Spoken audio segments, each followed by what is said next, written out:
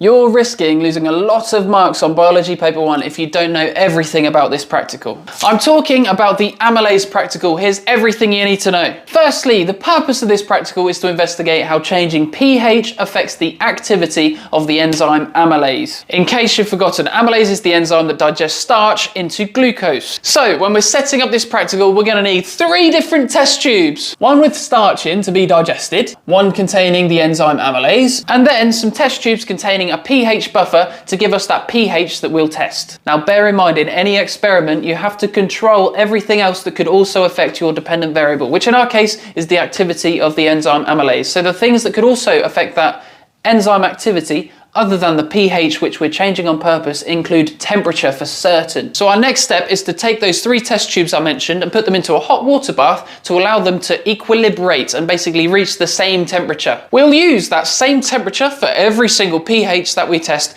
to control that temperature variable. Other things that could also affect the rate include the volumes of the different solutions we use. So of course we'll control the volume of the starch solution, pH buffer, and amylase solution that we use. Hold on, before we get this reaction going then, how are we going to know the rate of the enzyme activity? To do that, we're going to want to measure how rapidly the starch is broken down by the enzyme amylase. So what you do is, after regular time intervals, you remove a few drops of the solution and test those drops to see if it contains starch or not. And remember your food test, the test for starch is using iodine. So we add it to iodine, and we do that in a spotting tile. If, when doing the iodine test, we see a positive result for starch, that means there's still some starch left in the solution and it hasn't all been broken down by the enzyme amylase just yet. So what we need is a spotting tile with iodine already added to the wells of the spotting tile, ready to add some of our solution to see if starch is still there. As with finding any rate, you also need to know the time it takes for the reaction to take place, because the rate of anything